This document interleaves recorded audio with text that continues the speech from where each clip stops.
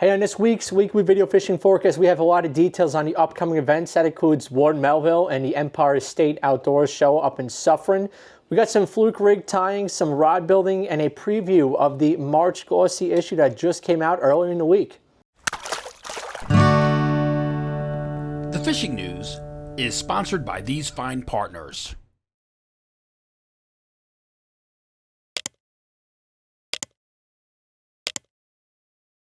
Saturday, March 16th is the 7th annual Fly Fishing Expo of Long Island at the Radisson Hotel in Hop Hog. Don't miss the best fly tires, manufacturers, guides, and more. Admission $10 and kids under 18 free with a paid adult. Visit LongIslandFlyFishingExpo.org for all the details. The glossy March issue of the magazine just came out on Monday. It's going to be hitting the newsstands and in your mailbox really soon. For this issue, we do have a good lineup. We have America's Fish, Reflections on Chasing Greenheads. That's about some striper love going back to the colonial times. We also have the Fisherman's Rod Building Series. This is a pretty cool one. I rebuilt a rod for a subscriber, and I show you how I did it. And then we have the plug building, the CT Yankee Dual Action Swimmer by Dave Anderson. Another very unique and interesting plug. Check all this out and more in the March glossy issue of the magazine. The Long Island Boat and Fishing Show is back at the Nassau Coliseum March 15th through the 17th. Long Island's best boat and tackle dealers will be there with huge savings. Free parking all weekend and Friday free admission for first responders and military. For boat show information, visit nyboatshows.com. Jenni has another open boat segment for us, and this week it's on rod building again with 3 different reel seats that she enjoys using out on her builds. She's going to go over the benefits of them all. Let's check it out. Hey everyone, welcome back to this week's Open Boat. Now we are still here in the lab because we're continuing our winter workbench series. And today we're going to be talking about a very important factor that comes into rod building, reel seat selection. Now, of course, there's a ton of different options you can choose when picking a reel seat. Today, I'm going to give you 3 options to the best reel seats that you have available on the market, specifically available on Angler's Resource. Now, these 3 are all Fuji reel seats, and each of them work well for different rods you want to choose and different applications. It depends on if you want a pretty sleek looking reel seat or ones that have colored inserts. Angler's Resource has it all. So starting off, I'm going to be talking about the Fuji DPS Deluxe. This is probably the most popular reel seat on the market. It's very common. You can see it all over the place on a ton of custom spec rods in your local tackle shop, all over the place. It's an excellent reel seat. It can be used for both casting and spinning, and it comes in many sizes to fit just about any rod or reel. So you can't beat that option. Next up is the Fuji TCH reel seat. This thing is lightweight carbon fiber. It is super sleek. It's nice and comfortable in your hand, even just holding it without a rod on it. It has a titanium enforced hood, so that also adds to that lightweight feature. And it has ribs. I don't know if we can see this here. Oh yeah, you can. It's got ribs inside the tube to create an incredibly strong epoxy glue bond to the blank. And that's a major important thing. If you're building your own rods, you want to make sure that you have enough epoxy on that reel seat so you don't have the reel seat and spinning on your blank as you're bringing in a fish. So maximum amount of glue and coverage on a reel seat is very important. Last up, we have the Fuji TVS, and you can see my eye through there. That is actually a compartment to fit different Fuji trim parts, and you can add different colored ones. They're all available on Angler's Resource. They're all Fuji compatible, perfect trim parts, and just adds a little bit of color. Like they have one that's black and red in case you have guide wraps that are all black with a red trim band. There's a ton of different colored options, so it just adds a nice little bit of flair to your reel seat. Like I said about all the other ones, it's super comfortable in your hand, and it has a dual lock reel system on here. So that dual lock holds that reel in very firmly. So all 3 of those reel seats are excellent options, and you can find them all on Angler's Resource. So make sure to check them out, and I'll catch you on next week's Open Boat. The Babylon Fisherman's Flea Market is now better than ever in its new location, the American Legion, 22 Grove Place, Babylon. Save the date, Sunday, March 24th, 7 a.m. to 1 p.m. Over 50 tables with new and used fishing gear. Get all your fishing questions answered by the Pro Roundtable, streaming live on Facebook. Get all the details at fishermanfleamarket.com. Not too many guesses came in for the location of this photo from the early 50s, and the person that did guess, one of them was Marine Mate in Lindenhurst, so here is another clue. Marine Mate was close, but not correct. Email me at mbroderick@thefisherman.com with the business that is currently occupying this location. Good luck, and I will have the answer and the winner for you next week. We are giving away a 1-year subscription to the magazine and a Tsunami iPod Popper for the correct answer. We mentioned the fluke rags. We've been mentioning them every week. We don't know them yet, but for when we do figure them out, here's a cool fluke rig that you could tie. Probably one of the most popular summer species, if not the most popular, is summer flounder, also known as fluke to some other people. I'm going to show you the deadliest rig that I personally use for catching them. It's great in the back bays, the shallows, 2, 10 feet, 15 feet of water. Consists of a bucktail, a hook, or a teaser, but I'm going to use a hook in this scenario, and just some leader material. Real straightforward to tie. Let's start tying it. So you'd like to start with some leader material. You want to start by doing that dropper loop first so you can set the distance from the teaser to the bucktail perfectly, and from the teaser to the barrel swivel perfectly how you want it set up. So leave yourself plenty of room on each side of the monofilament leader material. Give it a little extra on the dropper loop. Just like that, pinch that together. 1, 2, 3, 4, 5. Grab that. You're going to want to use your teeth on this.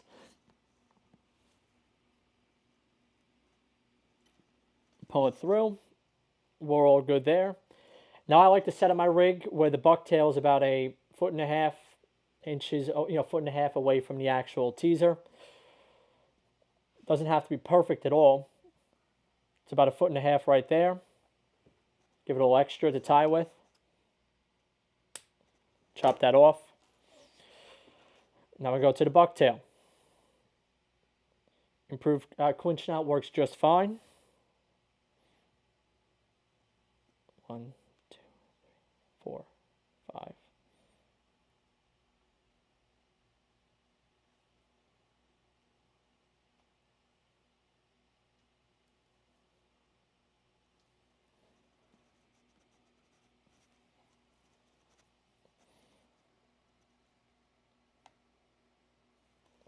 Make sure it's nice and tight. Trim away the tag end. Next, we'll go up to where your dropper loop is. Take a teaser hook. You can bait this with gulp, fish bites, belly strip, whatever you want to put on there. Whatever the fluke are on, you can put on this hook right here when you're fishing. Pinch the line together.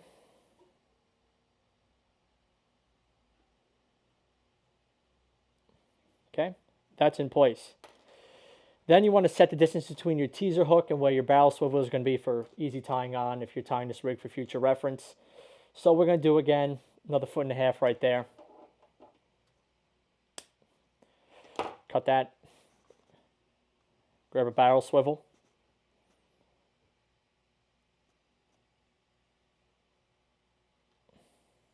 Again, tie your knot.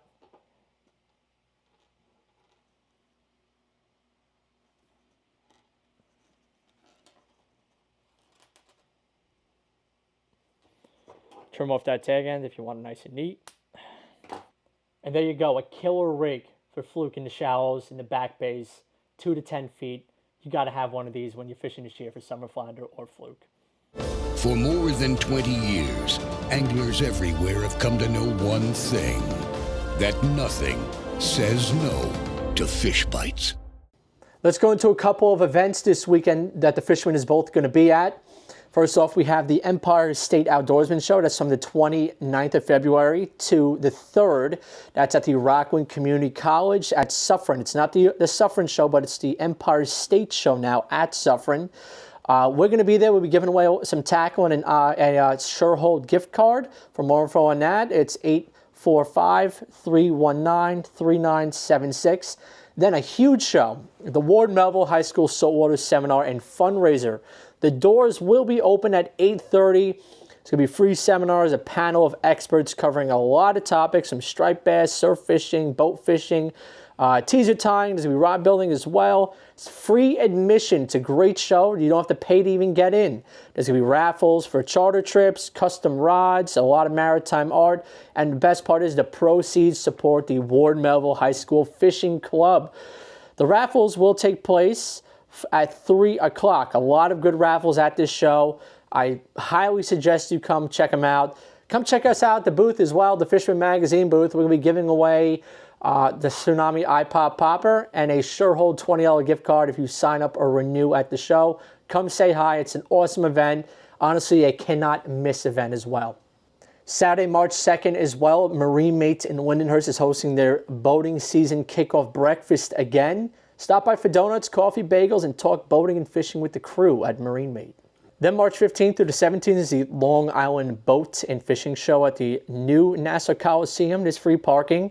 It's from noon to 8 on Friday, 10 to 8 on Saturday, and 10 to 6 on Sunday. For more info, check out nyboatshows.com. Then on March 16th, we have the annual Long Island Fly Fishing Expo at the Radisson Hotel from 9 to 4 p.m. There's going to be a lot of fly fishing stuff there, whether you want to get into it or you already are a fly fisherman. Call 516-316-3640 for more info on that. All right, let's head over to the map. We have some brief reports again, and let's get into them. A Messakeeper cod and a bunch of shorts did come up on the King Cod on one of their last trips out of Captree. I heard there's some better fishing starting to take place as it warms up, which it has been, the weather. Fishing should get better. Contact Captain Joe or visit his Facebook for more information on his trips. Did get word of some pretty good yellow perch fishing in some of the central Long Island lakes. I heard the live baits like night crawlers were the main ticket. Small soft plastics rigged on jig heads as well were another go-to. I would use anywhere from a 16th to an 1/8 ounce with small little Bass Assassin style soft plastic tails on the back. Little curly tails work really well also. Also, for you trout fishermen out there, there's been Connect Quad, Bubbles Falls, Rattlesnake, all productive spots. Now, Connect Quad is fly fishing only. On these warmer days, I did hear there's a pretty good dry fly bite taking place. Again, no streamers, midges, woolly buggers, all good stuff to have in your fly pack when you head over there. Bubbles Falls, I heard dough balls, whole night crawlers. There were good things to try over there. Rattlesnake as well. I heard there was some brook trout at Rattlesnake, so keep an eye out for them. They're mixed in with the rainbows. Taco Bell Creek in Lindenhurst. Heard there was a couple of perch caught over there. Mike at Saltwaters let me know that. Again, whole night crawlers seem to be the ticket for them. Go see Mike if you want to get more tips on that and that local perch bite. Did hear a couple of schoolies were caught on the western end of the island near Little Neck Bay, and the bridge is out that way. Small soft plastics were the trick. Again, not a super bite, but a couple guys were trying, and they hooked into a couple small schoolies out that way, so might be worth wetting a line. You know, if you do have a notable catch, email me at mbroderick@thefisherman.com. I'll try and get into the magazine or the weekly video fishing forecast.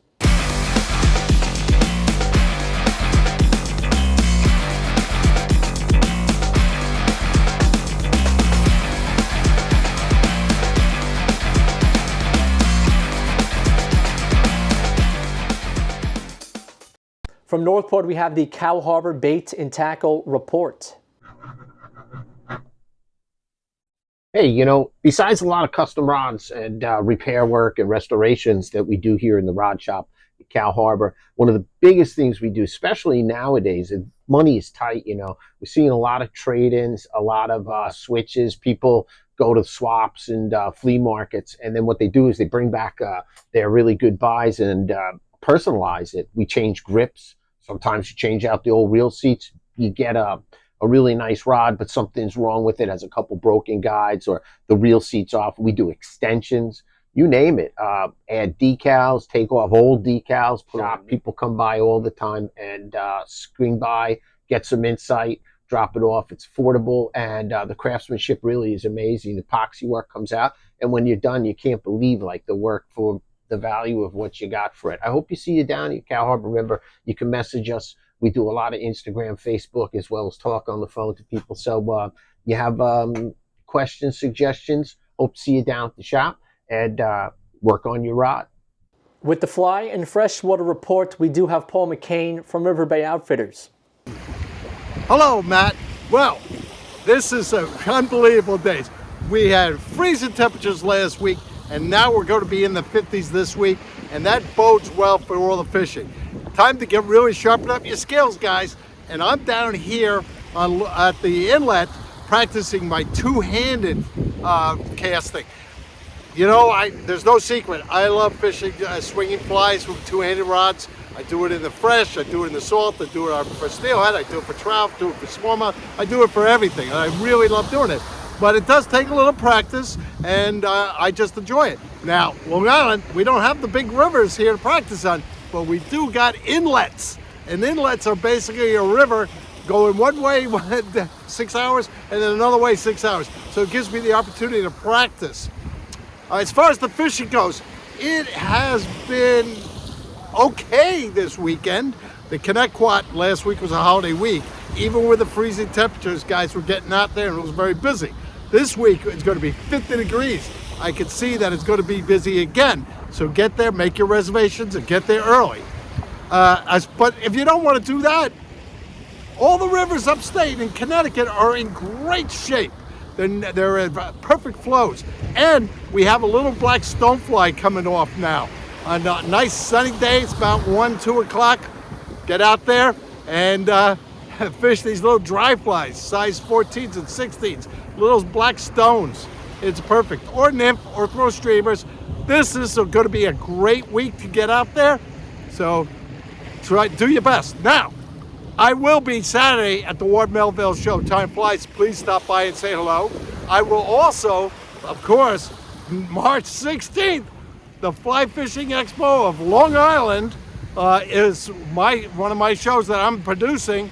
And let me tell you, we got more vendors, more demonstrations, more presentations. It's bigger than ever. So see you there, March 16th at the Radisson Hotel in Hauppauge. Tie lines, everybody. Hello, friends. You know, I love watching fly tyers. I go to fly tire shows and I love watching them and learning a lot of different things. And don't forget, March 16th, there is going to be some great fly tires at the Fly Fishing Expo of Long Island. So you can check it out. But I used to go to all the shows, and there was one guy I used to hear about, Gary LaFontaine. And finally I got to meet him, and what a gentleman he was. So I went right outside, and his flies are unique, very unique. And I went out and got his book, Trout Flies by Gary LaFontaine. And I tied a lot of them, and you know what? I caught fish on them, and they're fun to tie. One of the ones that we're going to tie today, and it is called the Airhead. It's a pretty unique looking fly, and you know, it floats like a cork. And when I'm out west, or on the Delaware, or on the Housatonic, or the Farmington, I'll use this and have a trailing nymph off the bottom, and it's big enough that it will hold up a pretty heavy nymph, and plus also fish hit it. I think they take it for stonefly, but whatever they take it for, they hit it. So I'm happy about it. Unfortunately, Gary got sick and he passed away way too soon. I met him a few times, and it was a shame. But I honor him by tying his flies. So let's get to the vise and tie us up one. So, guys, this is one of my favorite flies because it is one of my favorite tires, and it's very unique in the sense that it's very hard to find. Shops don't carry it. It's so strange, and yet it catches fish, and it floats really well. What we are using right now is, I'm going to use some brown thread. I'm also using some, this is a long shanked a nymph hook, or a short, it's a size 12. I'm going to use a little deer hair. I'm going to stack it in my hair stacker. I'm going to use a little bit of dubbing, rabbit dubbing. And then I'm going to use the foam. This is packing foam that you get when you buy your electronics. And I stripped it out. I have 4 pieces there. So the first thing I'm going to do is I'm going to put on a little, and you know, you could change it up. You don't have to follow exact recipe. In fact, I like this because I think it works much like a stonefly. So I'm going to take a nice bunch for my tail, a little bunch of deer hair, you know, and I'm going to hold it, right? And I'm going to take my comb and I'm going to brush out all the soft fuzzies, really get rid of all those soft fuzzies, you know. And let's see. Yeah, I don't even need that much. This is all I want. Oh, I'm going to put it in my hair stacker. And the way to do that is you just swirl your deer hair into the stacker, drop it in, and tap it a few times. And tap it a little bit that way so they all drop down, and carefully pull it out. And you can see that the tips are all aligned.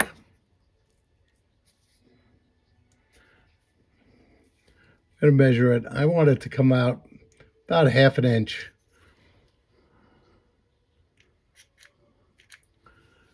So I'm going to pull down, straight down.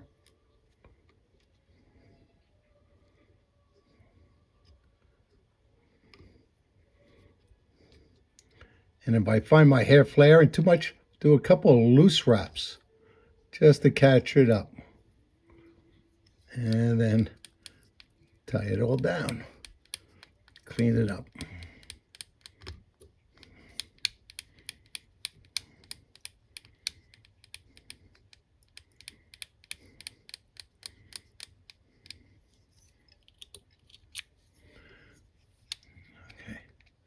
Now I'm going to bring my thread back, not all the way, because I'm going to put some dubbing on here.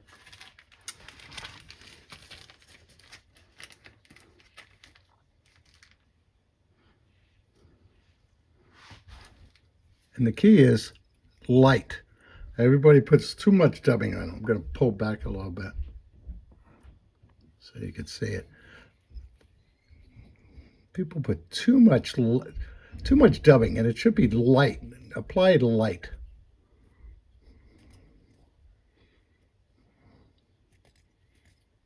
You can see how little I actually use.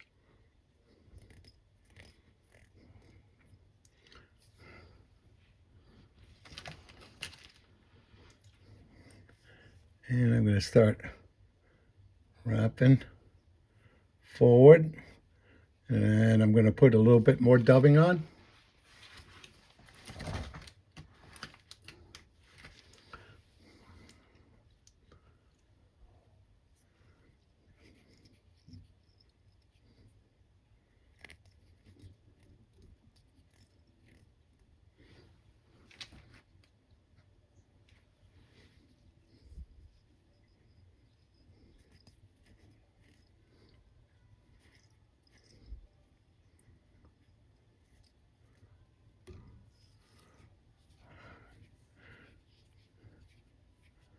You can always add more dubbing. It's easier to add dubbing than it is taking it off.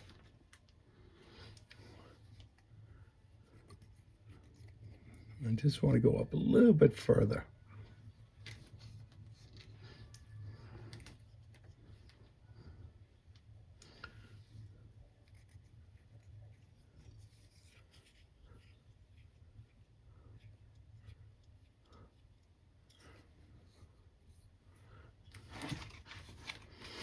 Okay, now I'm going to take my pieces.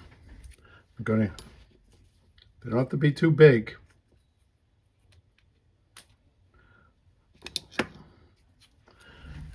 going to tie one on this side.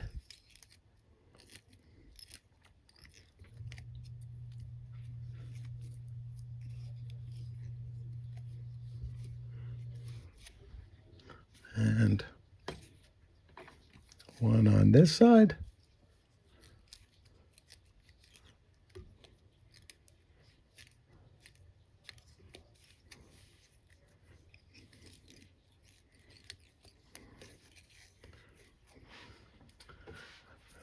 One on top.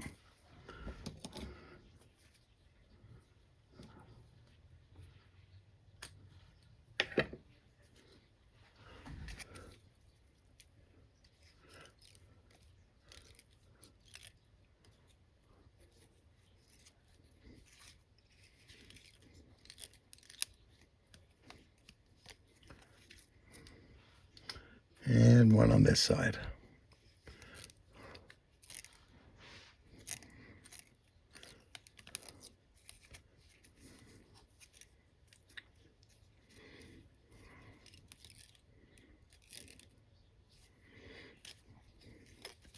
Now I'm going to take another piece of deer hair.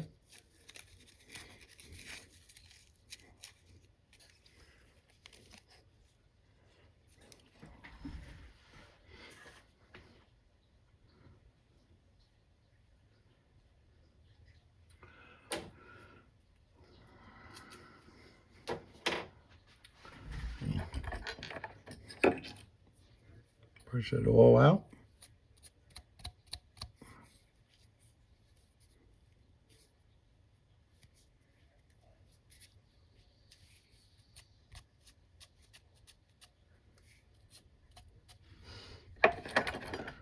And take my stacker.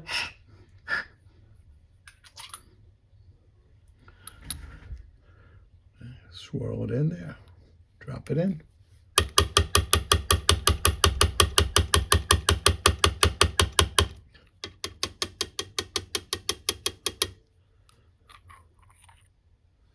See how nice and even those tips are?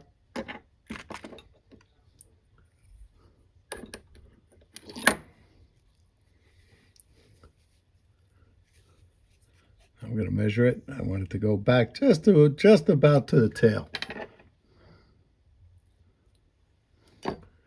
And I'm going to tie it in.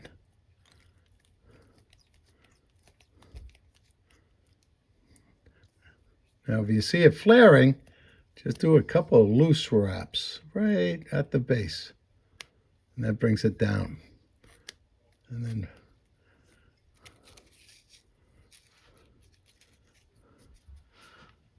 oh, it looks pretty good. Take a little more dubbing. I'm just going to cover up these butts.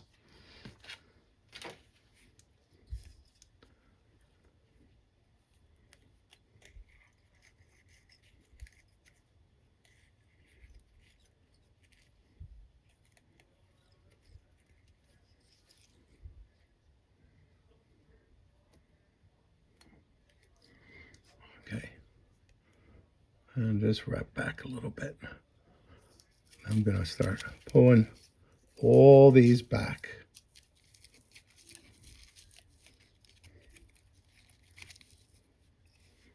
And I'm going to lasso it.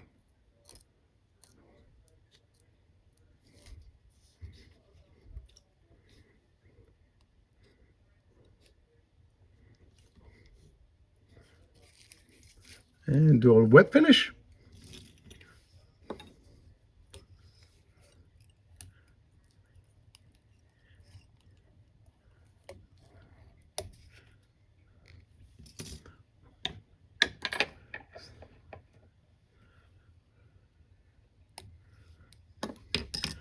Now, I'm going to trim these.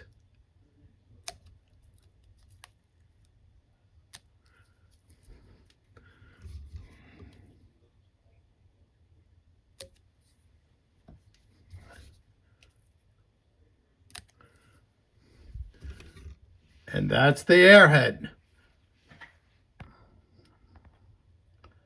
can see that. It is really, it floats like a cork. It's strange looking, but let me tell you, This packing material is really pretty cool, and I've used it for several different flies. Always to look outside the box. Gary Fontaine, he taught flies. He was very unique in his tying.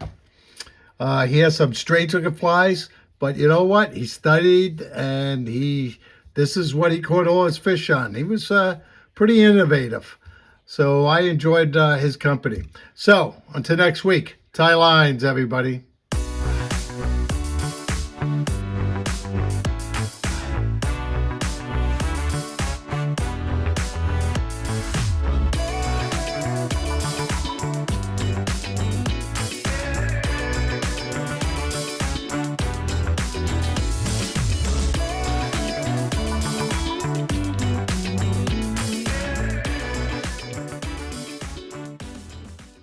We're going to check in with Max Finch from the Connecticut side of the Western Sound. Our trout streams are fishing well. You know, guys are throwing a lot of rooster tails, small jigs, you know, trout mannix on a float. The Mill River, Norwalk River is fishing well.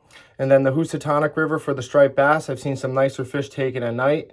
Guys are upping their presentations like gravity tackles, 8-inch paddle tail, you know, the Sluggo 9-inch, their 7 3/4 finesse fish are working well. During the daytime hours, I'm hearing a lot of lockjaw. Guys are scaling down in the day, you know, lighter fluorocarbon lines, 4-inch soft passics, cinches, sluggos. But, you know, the fish should really start getting active. We move into March and our water's warm. You know, spring is on its way. The daylight is getting longer. So everybody's getting the itch and getting ready to get their boats ready and get in the water. Thanks and good luck. Ben Gilmour has the latest from Capos, Costa Rica.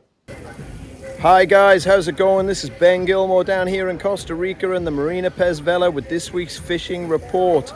Guys, today I just been rooster fishing and caught 7 beautiful rooster fish up to 51 inches, the biggest fish of the day, going about 40 pounds. Most of the other fish in the 20 to 25 pound range also. We got a beautiful cubera snapper today. It's the second cubera we've had in the last few days. Fish between about 20 and 25 pound. Just a stunning fish. Offshore, guys, the sailfish bite is insane. Yesterday, we caught 14 sailfish and 1 blue marlin. Just one of the best days we've had recently. The day before, we caught 9 sailfish, and there's some big yellowfin tuna out there as well. Guys, this is Ben Gilmour down here in Costa Rica, Marina Pez Vela. Come and check us out. Thank you. Hey, couple big events this weekend for the Fisherman magazine and the fishing community in the area. We got Ward Melville on Saturday, and we have the Empire State Outdoorsman Show. That's from today through Sunday. Either way, you and any of them, come by, visit the Fisherman magazine booth. We'll see you there.